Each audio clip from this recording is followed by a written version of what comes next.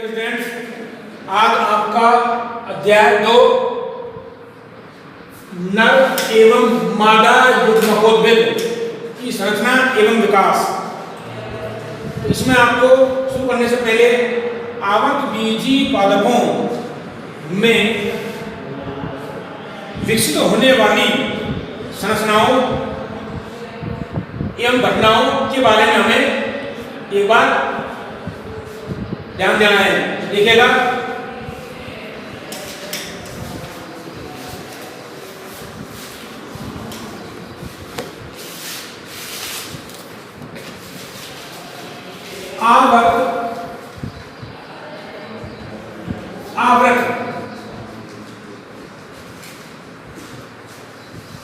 आवृत बीजी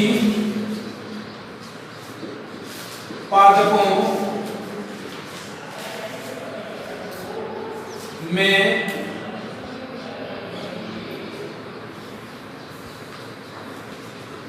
आवक बीजी पादपों के लैंगिक जनन में आवक बीजी पादपों के लैंगिक जनन में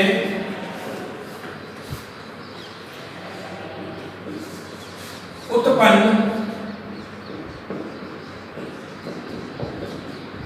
संरचनाएं एवं घटनाएं तो इन घटनाओं को हमने 3 भागों में बांटा गया है। कितने भागों में? 3 भागों में। क्योंकि आपने बोर्ड में इनमें से क्वेश्चन आते हैं बेटा, बच्चों को ध्यान देता नहीं है। तो ये मूल चीजें बहुत जरूरी है इस अध्याय को शुरू करने से पहले। सबसे पहले निषेचन पूर्व घटनाएं या संरचनाएं। निषेचन पूर्व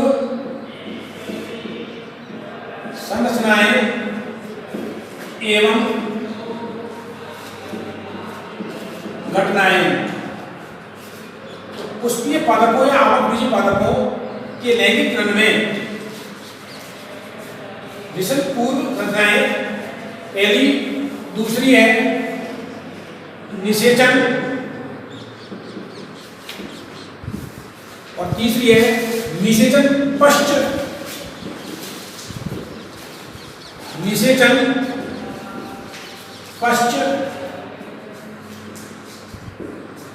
संरचनाएं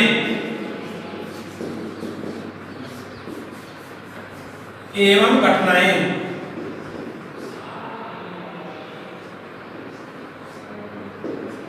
मतलब निषेचन पश्चात विकसित घटनाएं, निषेचन में घटनाएं ये। इसमें आपको 2 है निषेचन पूर्व संरचनाओं में। पहली है युग्मकों का निर्माण, युग्मकों का निर्माण, युग्मकों का स्थानांतरण।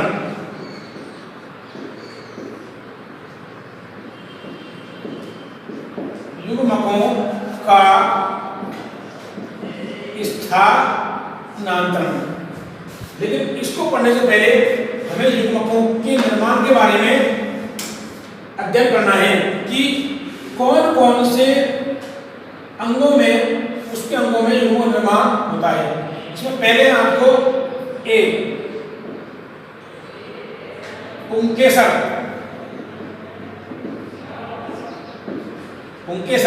इसको बोलते हैं स्टेमन,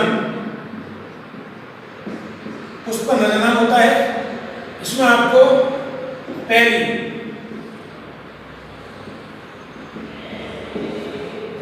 पुंकेसर की संरचना, दूसरा है पुंकेसर का जो जननक्षम भाग होता है वो होता है परागकोश।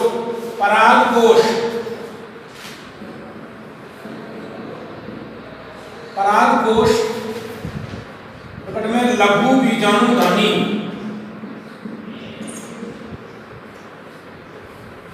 लघु बीजाणु धानी।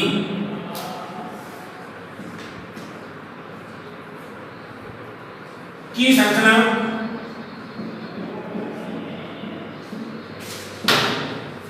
एवं विकास, लघु बीजाणु धानी की संरचना। इसके बाद में तीसरा है लघु बीजाणु जनन। उनके सभी संरचना परागकोश मतलब लघु बीजाणु धानी की संरचना, लघु बीजाणु जनन एवं लघु बीजाणुओं का निर्माण। चौथा आ जाएगा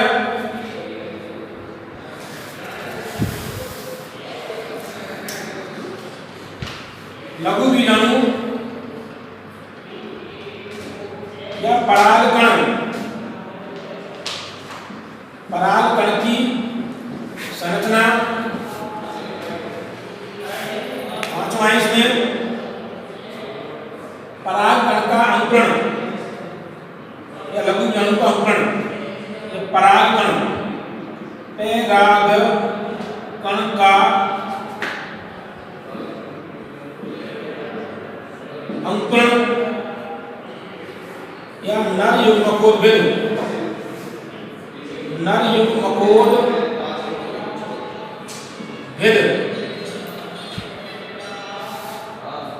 का निर्माण। परागकण का अंकुरण, इसका अंकुरित परागकण को नर युग्मकोद्भिद कहते हैं। इसका निर्माण हो जाएगा नर युग्मकोद्भिद का। परागकण नर युग्मकोद्भिद के रूप में विकसित होते हैं। आगे देखिएगा कोमणु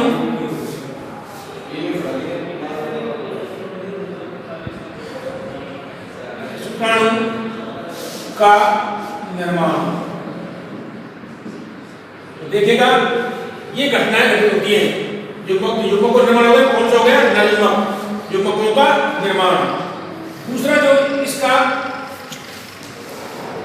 भाग है युग्मक निर्माण में, अंडक या स्त्री केसर। अंडक या स्त्री केसर। इसमें आपको पहली अंडक, अंडक या स्त्री केसर की संरचना। दूसरा है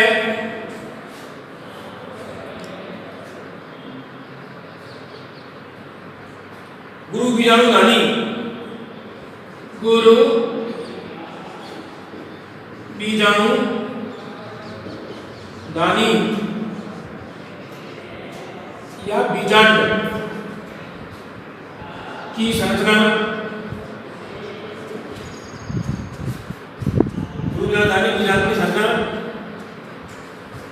तीसरा याद रखना आपको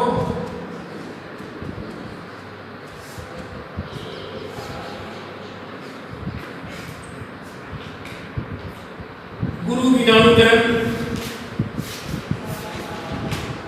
गुरु बीजाणु जनन।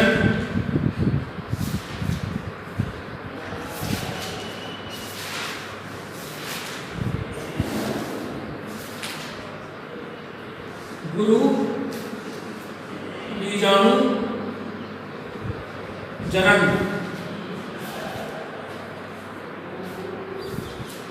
एवं गुरु बीजाणुओं का निर्माण। चौथा है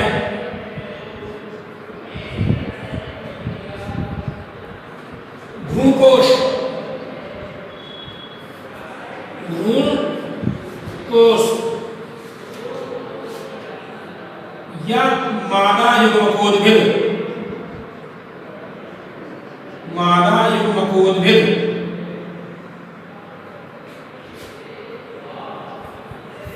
ग्लूकोज या मादा युग्मकोद्भिद का निर्माण या विकास।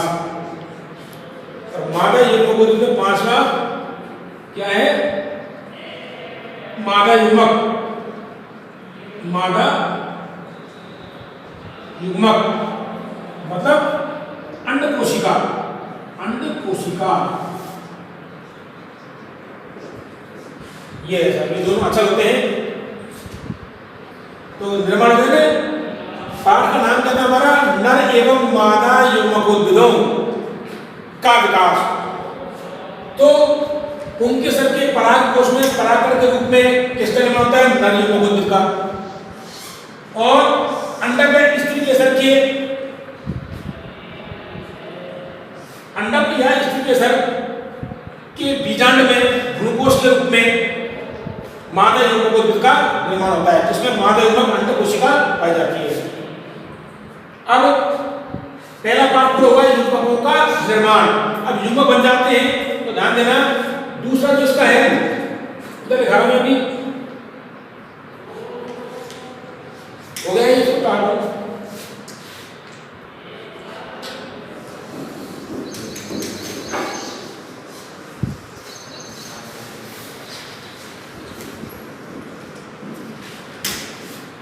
सेकंड जो इसका रचना है युग्मकों का स्थानांतरण।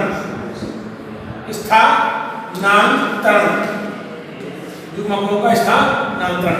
इसमें देखिए बेटा, युग्मकों के स्थानांतरण में ये होता है कि युग्मकों के निर्माण के पश्चात ध्यान देना, पुष्पीय पादपों या आवृतबीजी पादपों में युग्मक अचल होते हैं।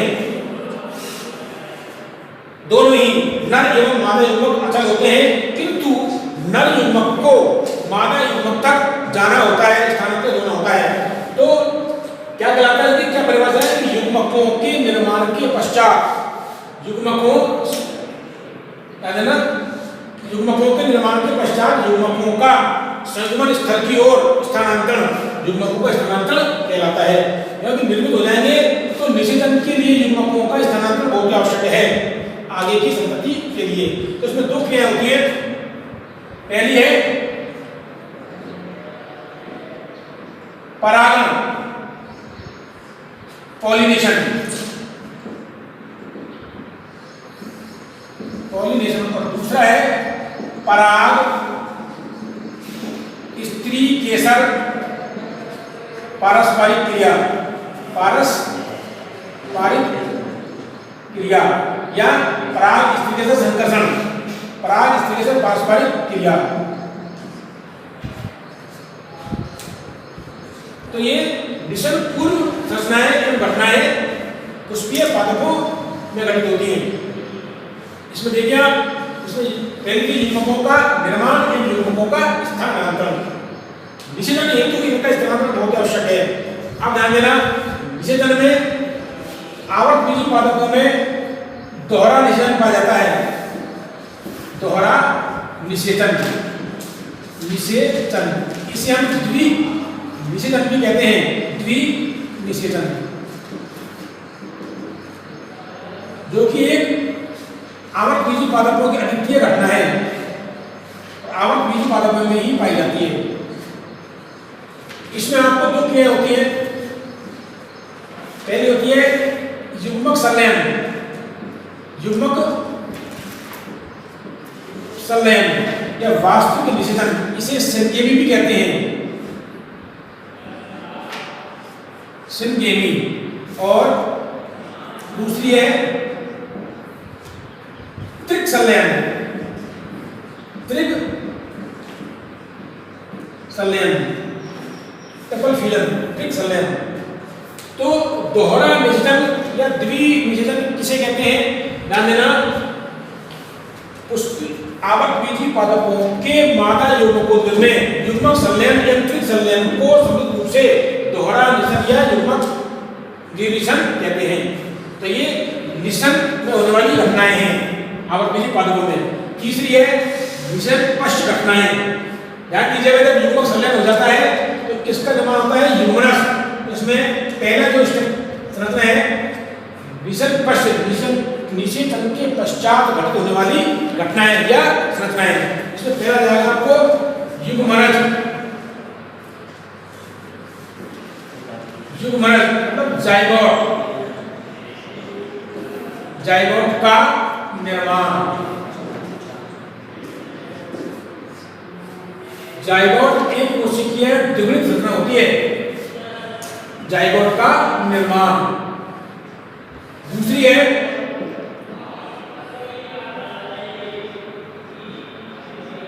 भ्रूण का निर्माण। तीसरी है भ्रूण कोश एंडोस्पर्म का निर्माण। चौथी है बीज का निर्माण या बीज का विकास, बीज का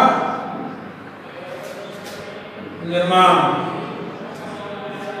और पांचवी है फल का निर्माण, फल का निर्माण। देखिएगा ध्यान से, युग्मनज का निर्माण, भ्रूण का निर्माण, भ्रूण कोश का निर्माण, बीज का निर्माण और फल का निर्माण। ये कौन सी घटनाएं हैं? आवकबीजी पादपों के पुष्प में निषेचन पश्चात होने वाली, निषेचन के पश्चात घटित होने वाली संरचनाएं या घटनाएं हैं। तो प्रश्न आता है परीक्षा में कि आवकबीजी पादपों में निषेचन पूर्व घटित होने वाली किन्हीं दो घटनाओं के नाम बताइए। ऐसे प्रश्न आते हैं बेटा परीक्षा में, आए। तो ध्यान देना, ये संरचनाएं जानना बहुत जरूरी है। अब हमें पूरा का पूरा पाठ आ गया आपका, पूरी यूनिट आ गई, मतलब संपूर्ण रूप से। अब हमें जो आपका दूसरा पाठ है नर एवं मादा युग्मकोद्भिदों की संरचना एवं विकास के बारे में पढ़ना है। तो आपको पता होना चाहिए कि आवकबीजी पादपों के पुष्प में, कौन से पुष्प में? नरजन्नांग। तो आवकबीजी पादपों के नरजन्नांग होते हैं पुंकेसर।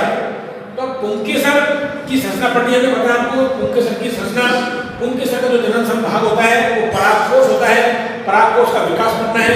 परागकोश का विकास पढ़ने के पश्चात उसमें परागकणों का निर्माण होता है, जिन्हें लघु बीजाणु कहते हैं। तो लघु बीजाणु जब परागकण बन जाते हैं तो परागकणों का अंकुरण होता है वर्तिका पहुंचने पर। अंकुरित परागकण ही क्या कहलाता है? नर युग्मकोद्भिद। अंकुरित परागकण को नर युग्मकोद्भिद कहते हैं। अब इसमें परागकण, इसमें नर युग्मकोद्भिद में किसका निर्माण होता है? नर युग्मकों का। तो पुंकेसर, पुंकेसर के परागकोश में परागकण के रूप में किसका निर्माण होता है? नर युग्मकोद्भिद का निर्माण होता है। जबकि इस तरीके से अंडक के बीजांड के, अंडक के बीजांड में भ्रूणकोश के रूप में मादा युग्मकोद्भिद का निर्माण होता है, जिसमें मादा युग्मक अंड कोशिका पाई जाती है। इसके पश्चात मादा युग्मकों का स्थानांतरण होता है।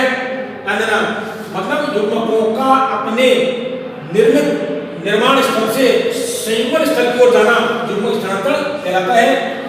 और इस युग्मक स्थानांतरण में कौन सी क्रिया होती है? दो क्रिया होती है, परागण और पराग स्त्रीकेसर पारस्परिक क्रिया। उसके पश्चात निषेचन होगा। आवकबीजी पादपों में दोहरा निषेचन पाया जाता है। इसके दौरान युग्मक संलयन और त्रिक संलयन होता है। इसके पश्चात युग्मक संलयन से तो क्या बनेगा? युग्मनज बनेगा और त्रिक संलयन से भ्रूणकोश। आगे बढ़ेंगे इसको। तो अब आता है निषेचन के पश्चात घटित होने वाली घटनाएं। सीधे प्रश्न पूछते हैं, ये चार्ट आपको आना चाहिए, बहुत जरूरी है।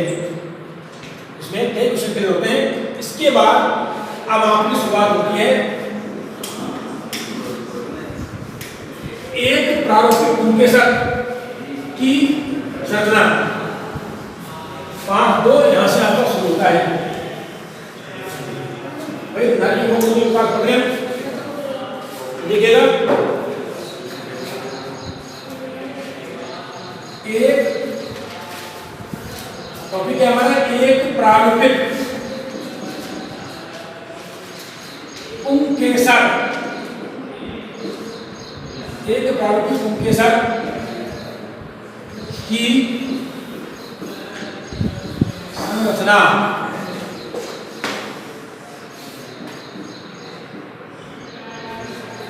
एक प्रारूपिक पुंकेसर की संरचना। देखिएगा तुम कैसे होता है उसकी स्ट्रक्चर देखो आप।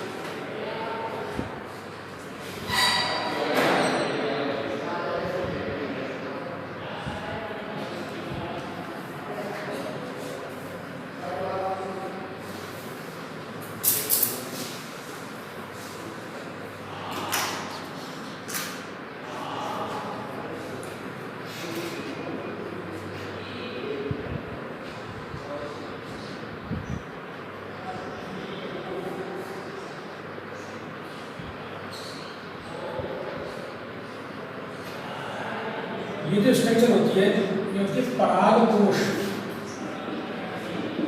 परागकोश एंथरलोब एंथर।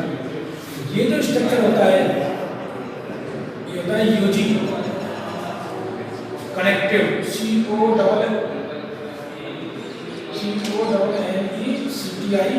कनेक्टिव। और ये जो पतली धागेनुमा डंठली संरचना कहलाती है कुतंतु फिलामेंट फिलामेंट। और ये कहलाता है तंतु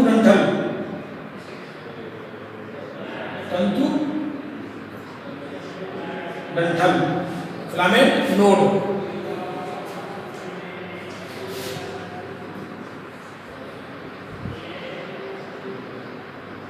फिलामेंट नोड तंतु डंठल।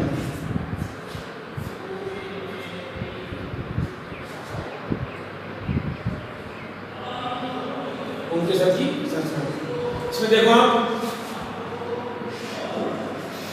हमने आपको बताया था कि उनके सर पुष्प का नर जननांग होता है। उनके सर पुष्प का नर जननांग होता है। आपने देखा होगा उनके सर मेनली 3 भागों में बटा होता है, कुतंतु, योजी और परागकोश। ये घुंडीनुमा द्विपाली संरचना होती है, एक पाली दो पाली। प्रत्येक पाली में 2 पाली, प्रत्येक परागकोश पाली में दो कोष्ठ होते हैं, इसलिए 4 होते हैं। 4 लोग निर्माण होता है। अब देखिएगा आप इसमें आवर्त बीजी उनके सर आवर्त बीजी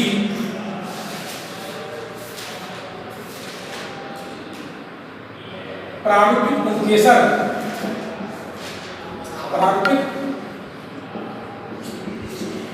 पुंकेसर पुष्प का नर जननांग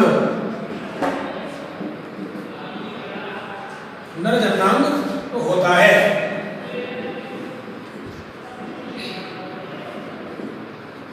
आवर्त बीजी प्रारूपिक पुंकेसर पुष्प का नर जननांग होता है।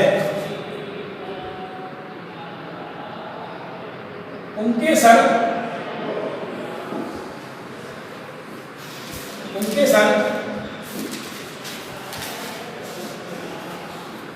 लघु बीजाणु, उनके सर को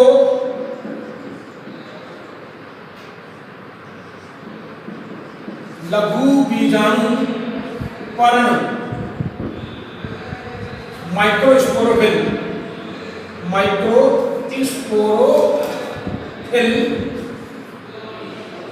भी कहते हैं,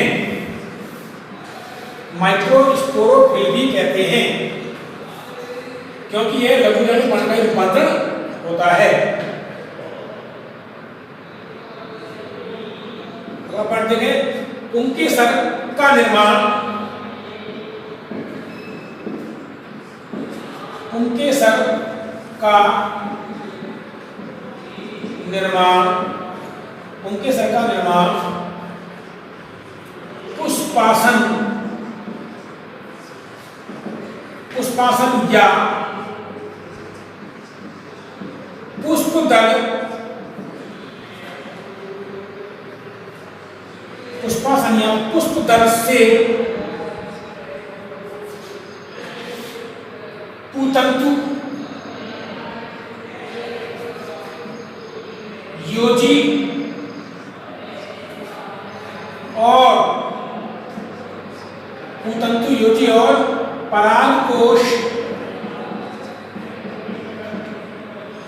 परागकोश के रूप में होता है। होता है क्या? किससे होता है? पुष्पासन से या पुष्पदल से पूतंतु, योजी और परागकोश के रूप में होता है। ध्यान देना, आवर्त बीजी प्रारूप पुंकेसर पुष्प का नाम होता है। ध्यान देना, पुष्प में ये पुमंग के रूप में पाए जाते हैं और पुमंग पुंकेसर का एक कुंज होता है, सम होता है। ध्यान देना, और पुंकेसर पुष्प का नाम चलता है। पुंकेसर को लघु बीजाणु पर्ण भी कहते हैं, लघु बीजाणु पर्ण, माइक्रोस्पोरोफिल, क्योंकि लघु बीजाणु पर्ण का ही यह रूपांतरण होता है। पुंकेसर का निर्माण, आप देखो पुंकेसर का निर्माण पुष्पासन से या पुष्पदल से, पुष्पासन से या पुष्पदल से पूतंतु, योजी और परागकोश के रूप में होता है।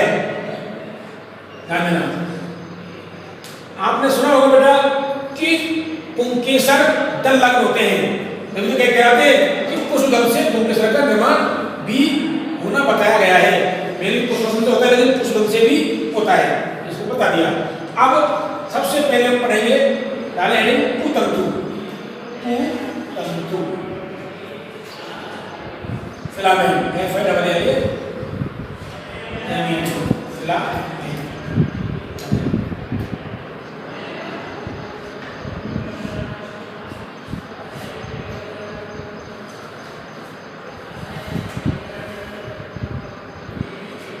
कैसा है ये पूतंतु?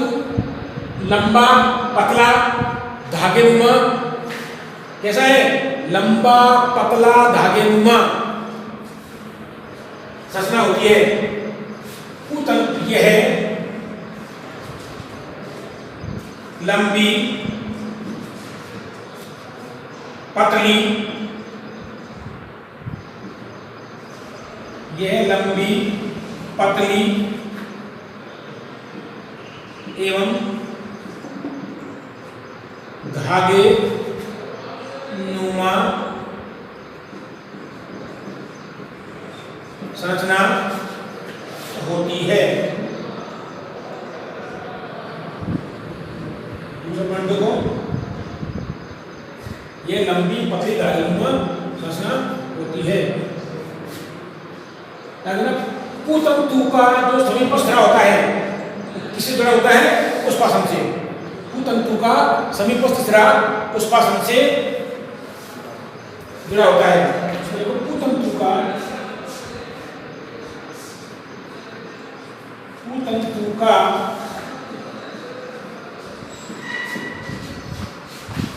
समीपस्थ सिरा, पूतंतु का समीपस्थ सिरा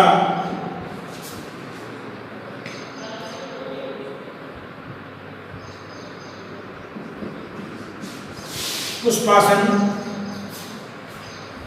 या पुष्पदल से जुड़ा होता है।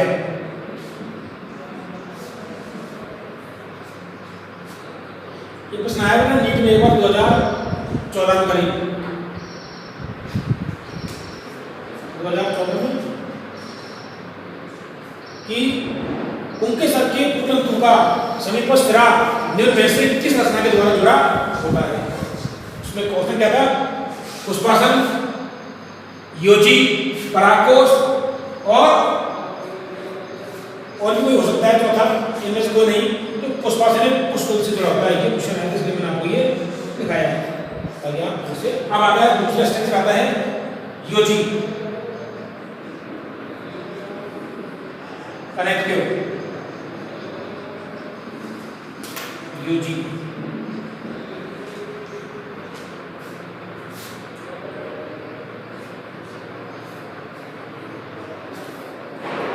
ये ना यूजी कहते हैं।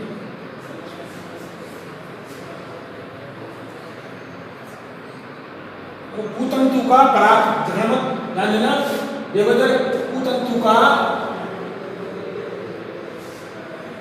दूरस्थ सिरा, ये पूतंतु है, ऐसे पूतंतु का ये दूरस्थ सिरा है। पूतंतु का दूरस्थ सिरा जिस संरचना या ऊतक से जुड़ा होता है उसे कनेक्टिव योजी कहते हैं। उसमें देखो दोबारा देखें, पूतंतु का दूरस्थ सिरा परागकोश से, पूतंतु का दूरस्थ सिरा परागकोश से जिस रचना के द्वारा या ऊतक के द्वारा जुड़ा होता है उसे योजी कहते हैं। इसमें देखो पूतंतु का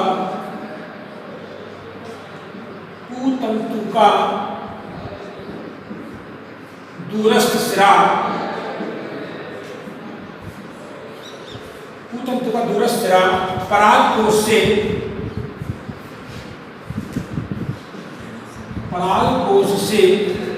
जिस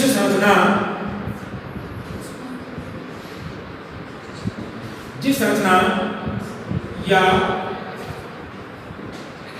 ऊतक द्वारा जुड़ा होता है उसे योजी कहते हैं। क्या कहते हैं? उसे योजी कहते हैं। योजी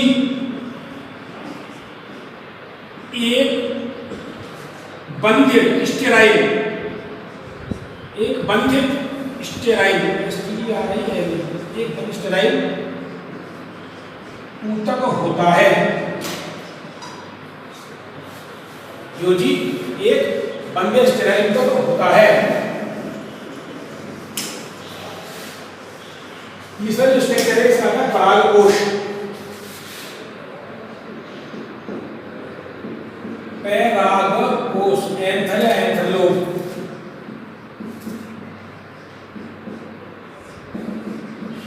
एंथलोप क्या होता है? देखिए ध्यान से, उनके सर के शीर्ष पर स्थित, कहाँ है? उनके सर के शीर्ष पर स्थित द्विपालित घुंडीनुमा जननक्षम रचना परागकोश कहलाती है। क्या कहना चाहिए? उनके सर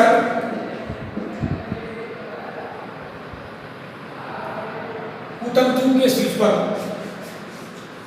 कोई मान लीजिए उनके सर के पूतंतु, आप ये पूतंतु के शीर्ष पर, पूतंतु के शीर्ष पर, ये भी कह सकते हैं, बात देते हैं कंफ्यूजन ना हो। उनके सर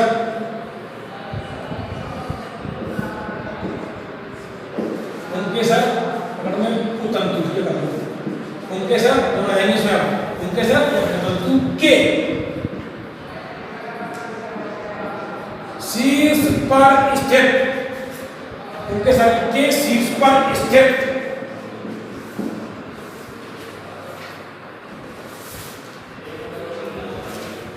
द्विपालित बाइलोब्ड, द्विपालित घुंडीनुमा नोड-लाइक, घुंडीनुमा और जननक्षम फर्टाइल, जननक्षम जैनेने जननक्षम फर्टाइल FERTILE फर्टाइल संरचना को जननक्षम संरचना को परागकोश कहते हैं। परागकोश कहते हैं।